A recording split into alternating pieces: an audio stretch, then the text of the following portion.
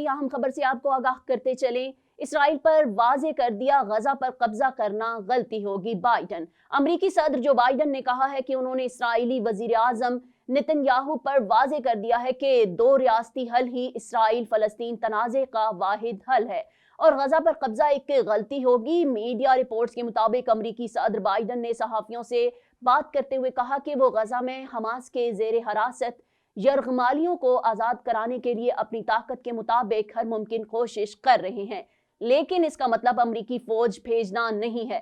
इधर white house के तर्जमान John Kirby ने ऐलान किया है कि अमेरिका ने गजा की पट्टी में अल शफा अस्पताल के इर्द गिर्द इसराइली फौज की कार्रवाइयों की मंजूरी नहीं दी। अमेरिका इसराइल के दूसरे फौजी फैसलों के हवाले से भी इसी तर्ज अमल की पैरवी कर रहा है और कौमी सलामती कौंसिल के तर्जमान जॉन कर्बी ने कहा कि हमने वाज़े तौर पर इसराइल से कहा है कि अस्पतालों के बारे में खास तौर पर मुहतात रहना चाहिए। वाज़े रहे कि हमास ने अल शफा अस्पताल पर हमले की जिम्मेदारी अमरीकी सदर बाइडन पर आयद की है और दूसरी जानिब इसराइल के वजीर आजम बेंजामिन नेतन्याहू ने खबरदार करते हुए कहा कि हमास को 7 अक्टूबर के हमले के बाद कोई महफूज जगह नहीं है और गजा में ऐसी कोई जगह नहीं जहां हमारी फौज नहीं पहुंच सके।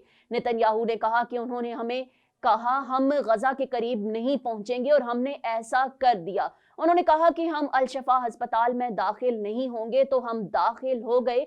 गजा में ऐसी कोई जगह नहीं जहां हम पहुंच न पाएं। गजा में इसराइली फौज के हमले 40वें रोज भी जारी हैं। खान यूनस और वस्ती गजा में घरों पर इसराइली बमबारी के नतीजे में 14 फलस्तीनी शहीद और मुतअद्दिद जख्मी हो गए। गजा पर इसराइली बमबारी से शुहदा की तादाद 11,500 से बढ़ गई है। उधर कतर की सालसी में इसराइल और हमास के दरमियान यरगमालियों की रिहाई पर बातचीत जारी है। कतरी ओहदेदार के मुताबिक 50 यरगमालियों की रिहाई के बदले गजा में 3 रोज जंग बंदी पर बात हो रही है।